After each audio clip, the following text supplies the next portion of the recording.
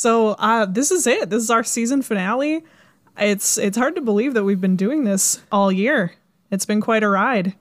1 year. We are already excellent at this.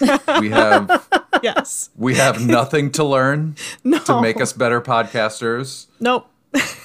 This is our peak. Oh, I didn't think of it that way.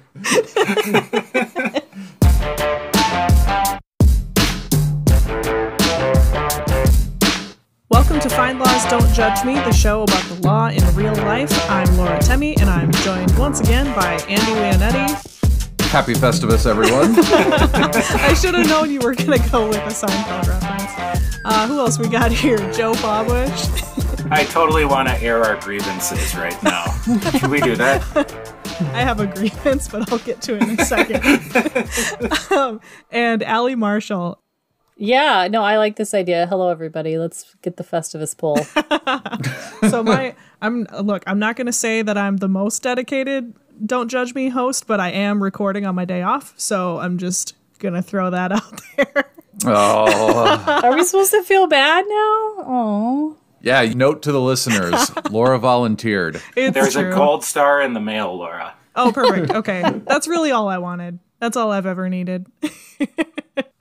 So for this episode, we thought, after so many months of being so serious all the time, we'd have some fun and do a bit of a Lawyers Gone Wild episode to wrap up our, wild 2020. Yeah, I think there were plenty of lawyers behaving badly this year.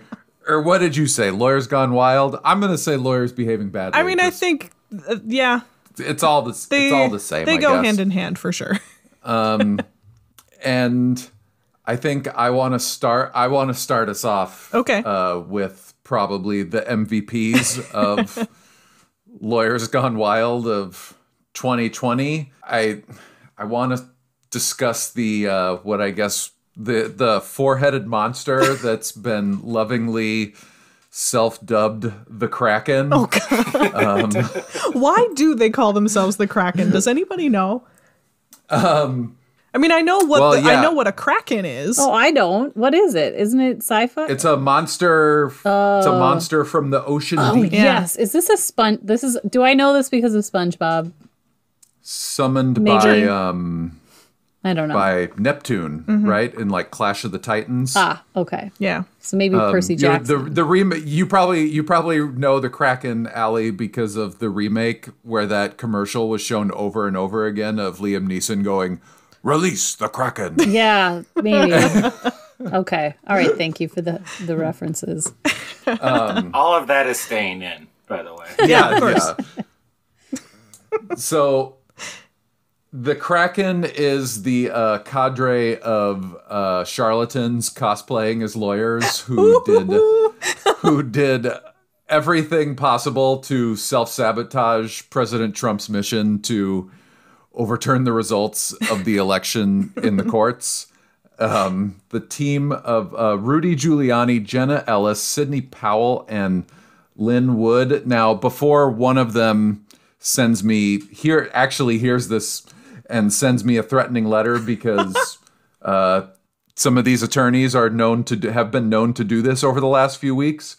I think the name came from Sidney Powell, related to some form of evidence that she was gathering, about the Dominion voting machines being controlled by Venezuela to change vote totals and whatever. And this revealing of the evidence it was dubbed releasing the Kraken. Oh, okay.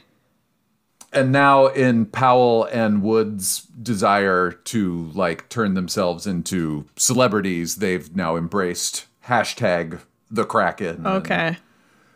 Yada, yada. I don't know how much lower you can get than these four. I think, at times I feel sorry for the president because I feel like they are soaking him for a ton of money in billable hours. speaking specifically about Giuliani and Ellis, who are still affiliated with the campaign. Like, after we had the Four Seasons total landscaping debacle. I still, when I saw that headline, I thought it was The Onion. I really did. It's been hard to tell what's a real headline and what's The Onion this year. I mean, honestly.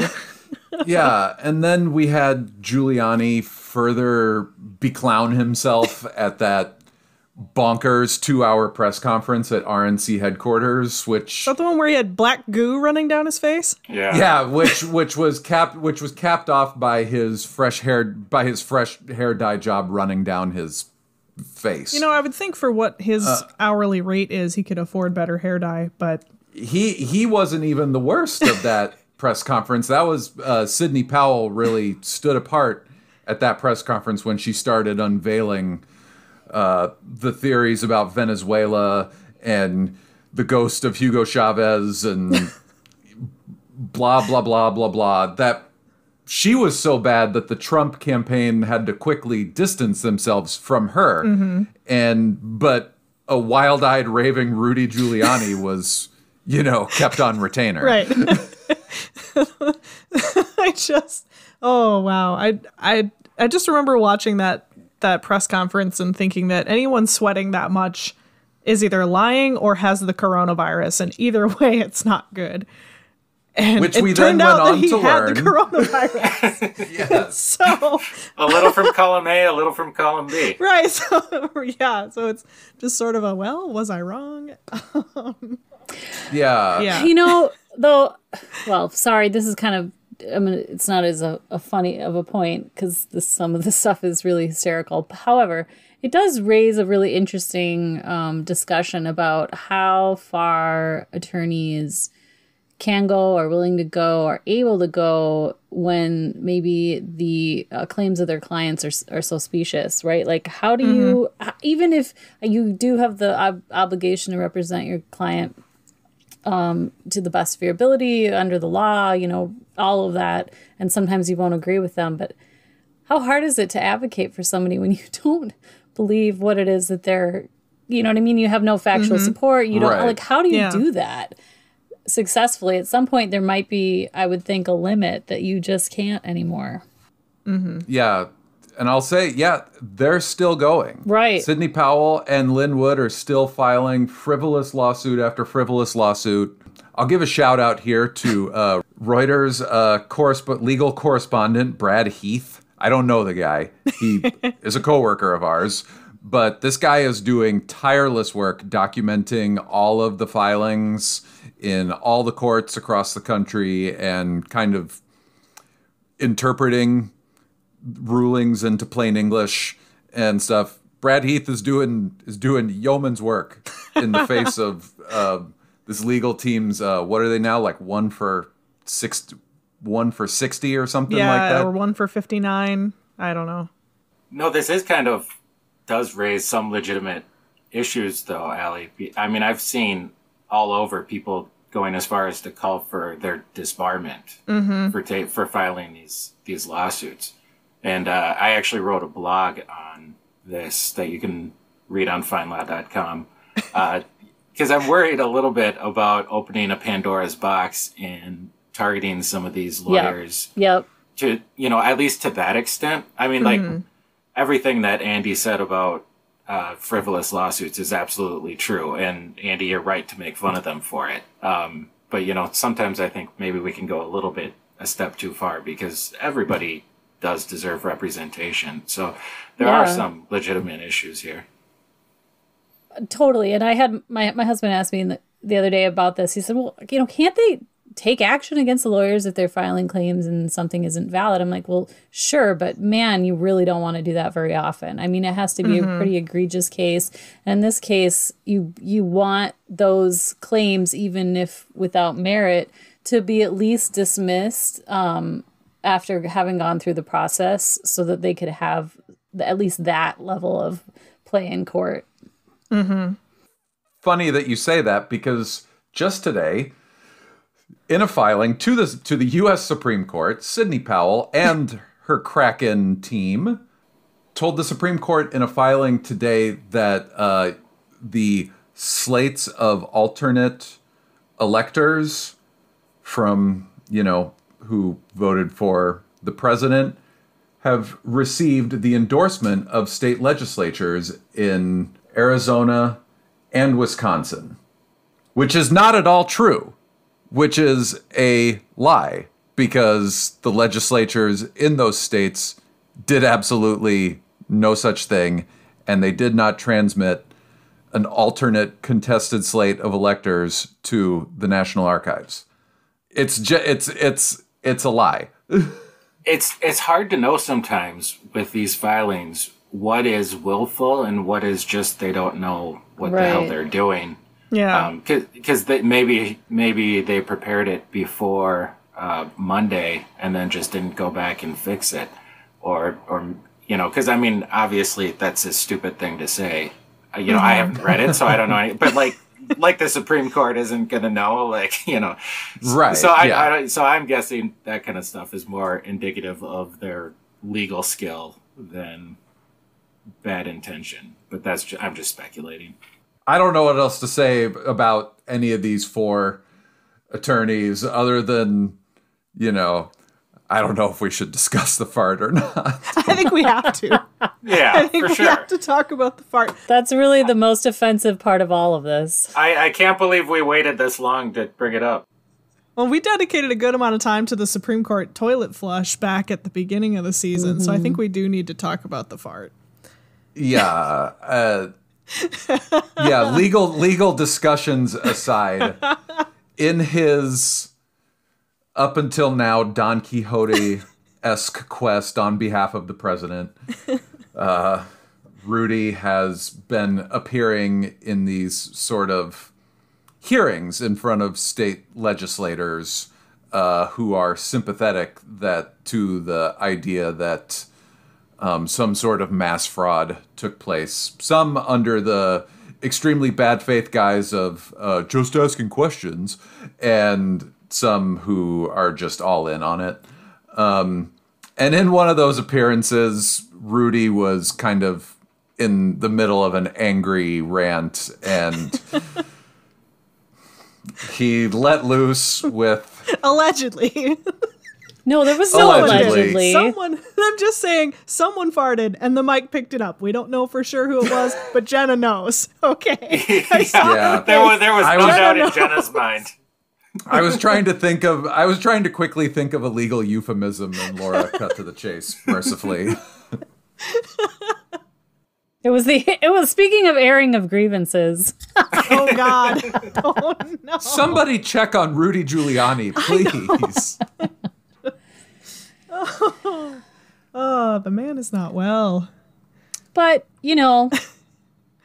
lawyers have a job to do, and sometimes it's not pretty. I mean, sometimes it isn't something that you would want to get behind. I've got so many puns right now. You didn't even try to do that, did you? I didn't try the behind one, but that works. So yeah, I would say that I would hesitate to call them like lawyers gone wild. I know this is in part a political opinion when we sort of judge their actions, but as lawyers, people even with claims that you might not agree with have the right to representation in day in court. So Allie's right. The other important thing is that it's one thing to represent somebody you don't agree with, but then there's also the duty of candor, and that's where we kind of you're right. And so, but like Joe said, it's hard to know if, without being inside somebody's head, it is hard to know if someone knows that they're not telling the truth or if they just don't know what they're doing. Well, sometimes too, it's a matter of perspective. I mean, yes, facts are facts, and you can have things that are pretty certain, but there is something to be said for a difference of perspective, and that it makes it, depending on how you view those facts or interpret them. Anyway, Because I think in practice it's not as easy as that. That's all Yeah. I'm saying. In practice, it just isn't. No, you're right. You're right. I'm not defending anybody. I'm just saying. This is Take what it to 4chan, Ellie. Come on. we always need you to keep us grounded before we just go completely insane. Well, I think we should go next to another group of attorneys that I think we'll all get warm fuzzies over, and that's America's couple, the McCloskeys. Oh, America's boy. couple? America's couple. Yeah. The two brave heroes who I believe you defended... mean America's couple. Yeah, I do. Yeah, so I think they have to make the list, and that's a good transition from some of the... Since they appeared at the Republican National Convention, I think this is the next step. Yeah, so as we all know, the McCloskeys went out onto their lawn as protesters passed by their house in a peaceful demonstration, and they thought it would be a good time to bring out the guns. Not metaphorical guns. They're actual guns. Yeah. They claim to this day that they had a reasonable fear for their safety. The protesters were not on their lawn. They were not in their house. They were not doing anything. But the McCloskeys still argued that they were in danger and completely justified. There's actually been some developments in this case. The prosecutor who ended up charging them criminally has been dismissed from the case, basically because the judge said that she used it to her political advantage, and so she's actually been dismissed from the case. So it's not clear they're going. Yeah, it's not clear that they're actually going to face a trial or any kind of. Well, yeah, and their speech at the RNC too, where they kept talking about the safety of the suburbs and whatever. I'm just going to say this again. The McCloskeys live smack dab in the middle of the city of St. Louis. They do not live anywhere close to a suburb. I don't know. I could talk for a long time about that whole situation, but I think it's probably all already been said. But I mean, yeah, as an attorney, I'm not sure if attorneys should be celebrities to begin with, and they probably shouldn't become celebrities. You know, I think if you're going to become a celebrity, I'm not sure if it should be because you were wielding a gun barefoot on your front lawn. There were some excellent memes that came out of that incident. Oh, yeah, the memes were fantastic. But once you're memed, can you ever be taken seriously in a courtroom? Well, yeah, again? I mean, that's an interesting question. You know, is this going to increase their business, decrease their business?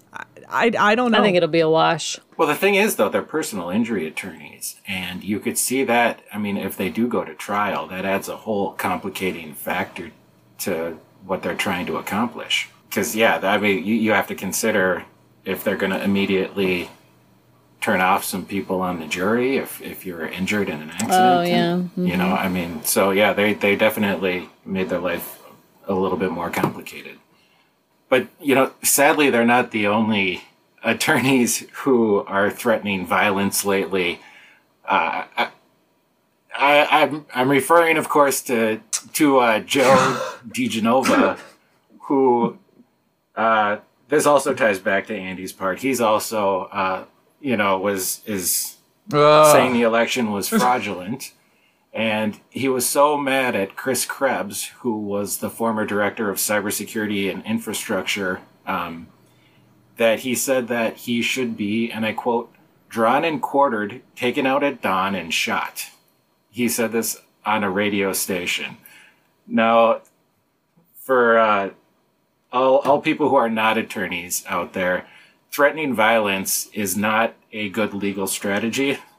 And I think if you find yourself saying things like that, you should probably maybe take a deep breath and think about what you're saying, because this is insane.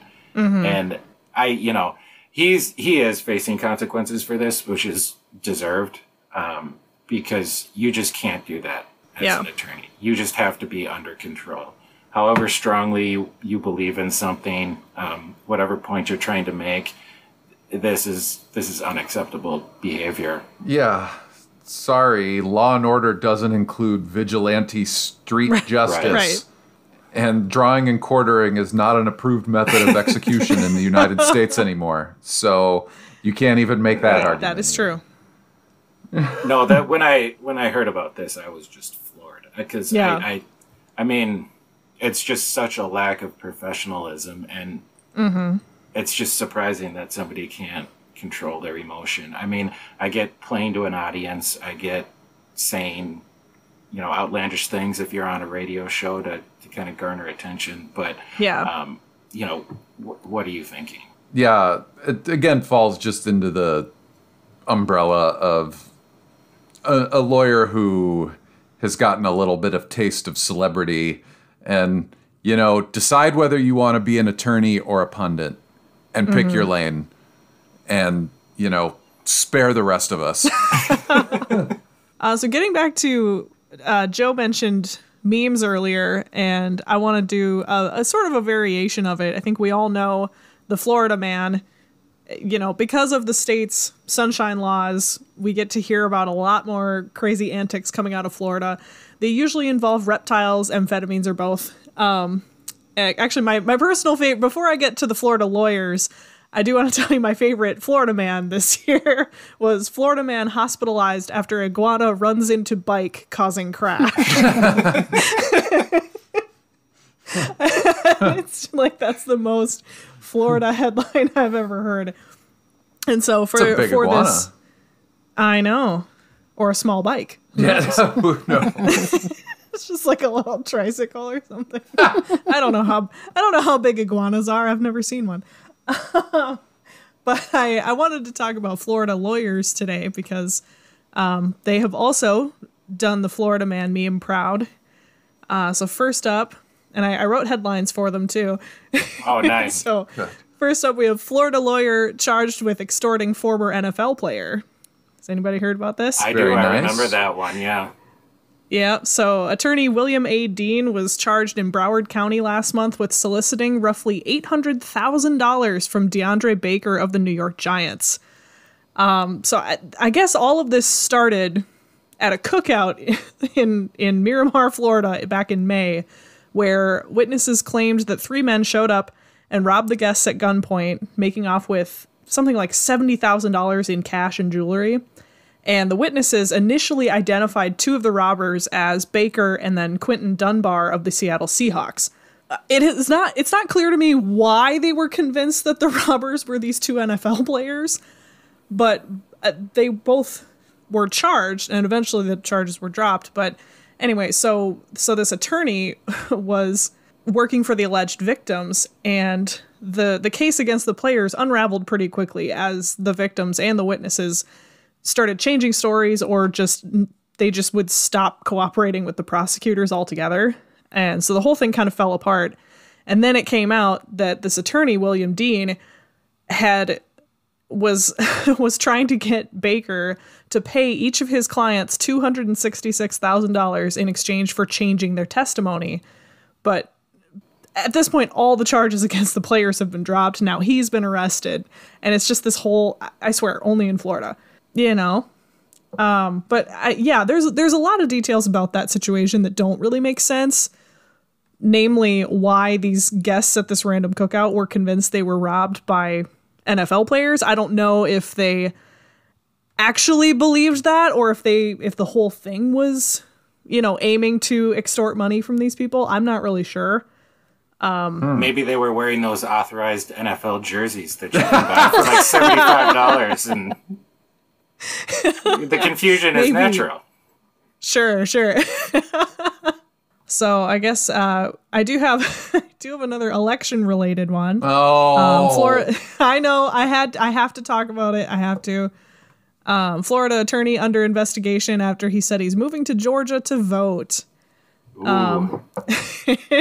So again, like Andy said, decide if you're going to be a lawyer or a pundit, because this is some idiotic stuff happening here. So in a speech to Bay County, Florida Republican Party on November 7th, attorney Bill Price announced he was changing his voter registration to vote in the upcoming runoff elections in Georgia. Plus, he offered to let other people, and keep in mind, this speech was also posted on the group's Facebook page, so potentially a lot of people saw this. And he gave out his brother's Georgia address and said, I'm changing my voter registration right now, and I'm inviting 2 million people to be my roommate. And I guess he forgot that registering to vote in a state where you don't intend to permanently reside is a felony. Yeah, Find Law has a blog post about this. We do, yes, we do. He later told Fox News that he was joking and only filled out the online registration to, quote, expose Democrats who were trying to vote illegally. So, okay. That sounds, yep, you got me, man. So funny. So funny, man. It's great. To be clear, all my lawyers were joking, too, just for the record. Like, yeah. Everybody's joking. Yeah.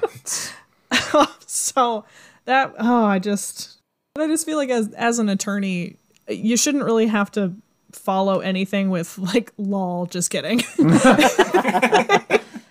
Just not in an official capacity. Don't do that. You know, we went to so much schooling. We paid so much money to be somewhat taken seriously by society. So just don't do this stuff. You know, it's really frustrating. But I have one more, and it's from someone that I've actually talked about before. I wanted to talk about the Florida Grim Reaper strikes again. I was hoping. So this is a good one. This is a nice one. I like this one. I enjoy this one. This one like warms I said, my soul. You know, I covered this many episodes ago. I think it was the same as the toilet flush episode. So if you haven't listened to that one, check out. I think it's called Toilet Flushes, the Grim Reaper, and Law Student Prospects from back in May. So you might, if you did listen to the episode, you might remember Santa Rosa Beach attorney Daniel Ohlfelder, who made headlines this spring by visiting Florida beaches dressed as the Grim Reaper in an attempt to remind folks of the deadly risks of COVID-19. Then he sued Florida Governor Ron DeSantis to try to force the closure of public beaches. And so that's sort of where we're at in his story now. The circuit judge ruled against him, and now he actually might be facing sanctions from the Tallahassee-based court where he filed an appeal. So I kind of feel bad for him because I feel like he's trying to do the right thing. Scientifically, the science has since gone on to kind of prove his theory wrong about beach closures. I'm sorry to say. You're, you know, as awesome as the Grim Reaper costume is. Yeah. I mean, yeah, that is true. You know, the costume is great, but also, yes, we do know now that the risks outside are much lower than they are in enclosed spaces. I will note that the trial court, even though they ruled against him, they did indicate that they thought he was acting in good faith. They said, you know, he brought up an understandable concern here and is seeking what he believes to be an appropriate response to the crisis. But attorneys for the governor are calling for him to be sanctioned. What kind of sanctions are they calling for? Frivolous lawsuits, I guess, or a frivolous appeal. Has to, if he's going to stand on the beach, it has to be in his lawyer's costume of dockers and a blazer. It's not about the Grim Reaper costume. It's about his lawsuit against the governor, and I guess they seem to think that he should have given up after the circuit court. That sounds a little harsh.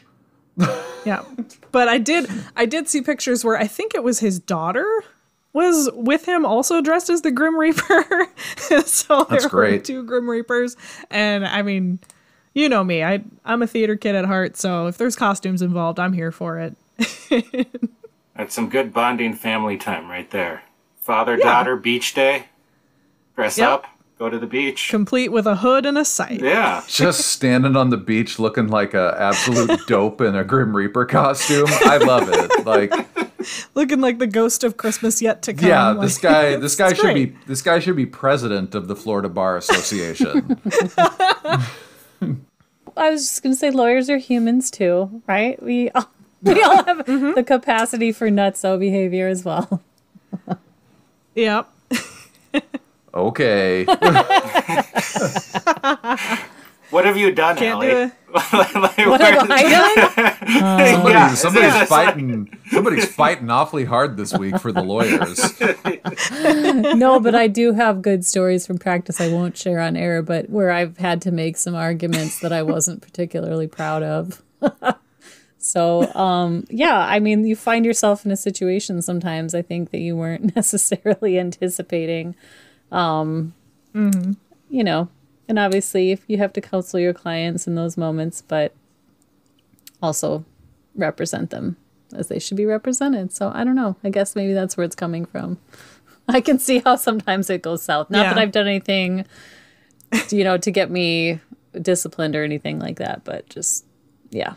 Did your Just for Men ever run down the side of your face during a closing argument? No, I did have to I had to go to a hearing with pink eye and wore sunglasses in court. Yep. Yes. Oh, no. That was awful. I feel like you've told us about that before. So, and I had to explain That's why I awesome. had sunglasses, and it was mostly just to not gross everyone out. But we had this hearing scheduled for 6 months. I couldn't reschedule. You know, like, I couldn't do that to my client. So I had to go in and be gross. I have an actual legal question then. In court, did you have to use the term conjunctivitis versus like pink eye or doo-doo eye or... Because we require accuracy at all times. Yeah. No, I think I said pink eye. Okay. Yeah, it's more colloquial when you go in the district court level. You know, it's it's folksy. Right. It's folksy. It's folksy. So I have a hard time believing we're going to do better than pink eye, but Andy has one more segment, and I think that you might be able to give us something even funnier than Allie in court with sunglasses on. No pressure, though. I'm building you up. Let's do it. Yeah. Let's end the year strong. Well, I think we need to wrap up the year with a very special year-end edition of Thumbs Down. Yes! Yay! It's been so long. This one actually kind of ties into the theme of lawyers behaving badly. And I know it's been a long time, and I would like to apologize to our listeners because after establishing this most popular segment of the show, the pandemic kind of brought production of new shows to like a screeching halt, and we were left with a dearth of no new legal network dramas this fall. I was, folks, I was doing the work. That sounded very folks, folks. I was doing the work. I was looking. I was scouring listings. I was reading the Hollywood dirt sheets and whatever. So for our year-end edition, I went older and turned to the silver screen. So, you know, for this final edition of 2020, I watched the long-lauded 1982 Paul Newman legal drama, The Verdict, which is directed by the all-time great Sidney Lumet. This film was nominated for 5 Oscars, including Best Picture and Best Adapted Screenplay, and tops many best-of lists when it comes to legal cinema. That being said, with its place in like the AFI lists, the Oscar lore and everything, thumbs down. Oh, emphatically. I have no idea what I watched. Well, that's your first problem. Yeah. So this film centers around alcoholic ambulance chaser Frank Galvin, Paul Newman, who takes on a medical malpractice case involving a young woman left in a coma because of an anesthetic error during childbirth. You know, classic, you know, little guy set up for like a legal courtroom drama. And from here, I think it's just a display of one bad lawyering technique after another. We first start with Frank declines a handsome settlement offer from the hospital, which his clients had instructed him to take. Ooh. He did. Well, that's rule number one. He didn't haggle with them about it. He was in this meeting with the hospital administration alone, without his clients, and he simply refused the settlement. Frank then loses his star expert witness and replaces him with a doctor of questionable credentials who proceeds to make an absolute ass out of himself on the witness stand in court. It was utterly perplexing watching this unfold. Because this isn't based on a true story, but so I'm left there. Why would someone write a legal drama to unfold like this? Frank and his partner then discover that Frank's new girlfriend, Laura, is actually a mole paid by the high-priced opposition to seduce him. Frank punches Laura square in the face. Wow. Oh my God. Now, this was 1982, but that being said, the way the film treats that bit of business is a little alarming, even for the time it was made.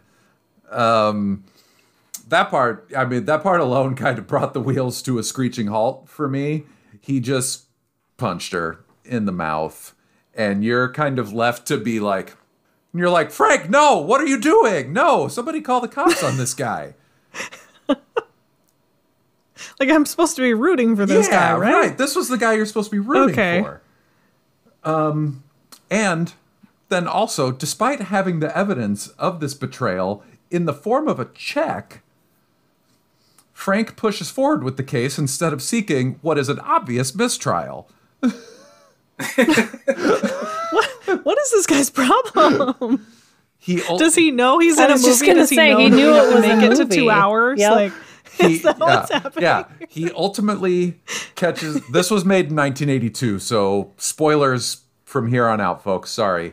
He ultimately gets a big break when he discovers a former nurse who admits that a crucial paperwork error in the woman's admittance was covered up after the accident, and that she had made a photocopy of those admitting papers, which she brought with her to court.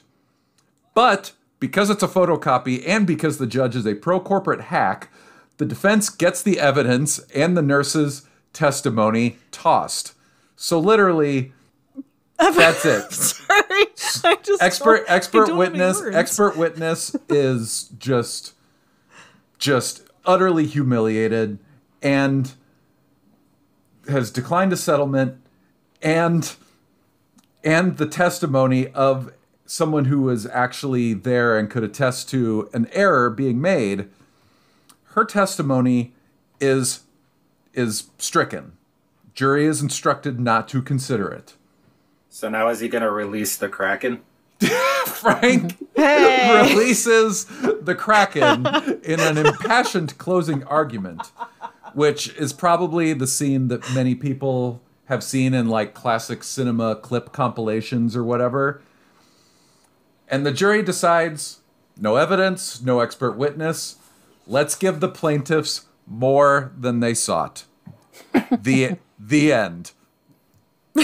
Well, did they play some dramatic music, though? Because sometimes that's the jury's cue.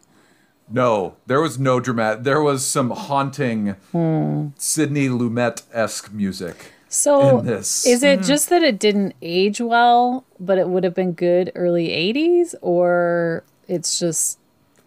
There's the in Philadelphia, Denzel builds a strong, compelling case for why Andrew Beckett, I can't remember Tom Hanks' Beckett, should win his lawsuit. This is you're left to literally watch a total legal clown show by a drunk who is on his last legs as an attorney, bumble his way through a case for 2 hours, and then he wins. for reasons that I guess are unknown. Yeah. All you need to be a lawyer is a steely gaze and dramatic pauses. Yeah. Paul Newman has those in spades. Evidence be damned. Now, I got to bring this home. Let's do it. 2 enthusiastic thumbs down for the verdict. But to wrap up the year, I think it's only right that I do still hand out some thumbs down awards. All right. Now, oh my gosh, I'm so excited. I think we all know where this one is going. I don't. I'm excited. Let's see.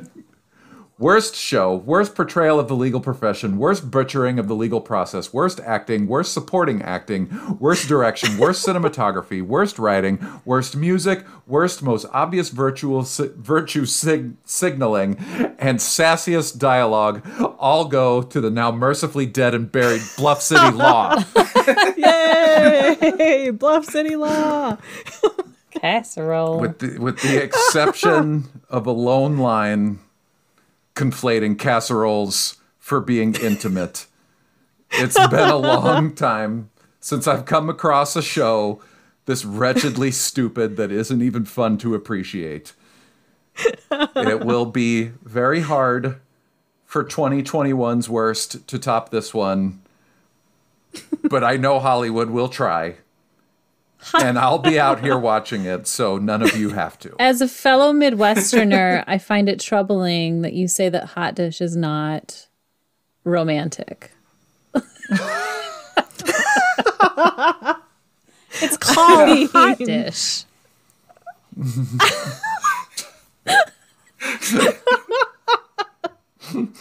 I don't even know what to say to that. I kind of want to hear you say it, though. I want to hear you say the line, Andy.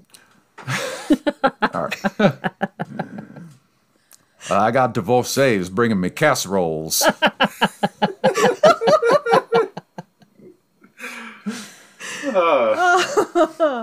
Oh no. I don't know. I guess I have to wrap it up, don't I? Unfortunately, you do. Bring 2020 in. Bring it home. I will bring it in for a landing here. It's been a heck of a year, and we've had a great time making this show. Whether you are just joining us for this episode or you've been listening since the beginning, thank you so much for listening to Fine Laws Don't Judge Me. Please subscribe to our show wherever you listen to podcasts. I'm sorry. I'm so sorry. And if you'd like to reach out to us, send us an email at podcasts@tr.com.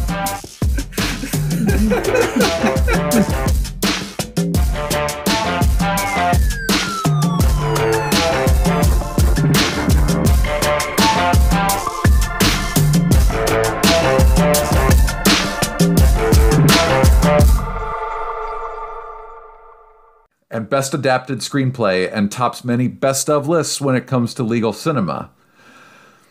I've never seen it. I've never I'll be seen honest it either. with you. Is it really Sidney Lumet? Why did I think it was Lumet?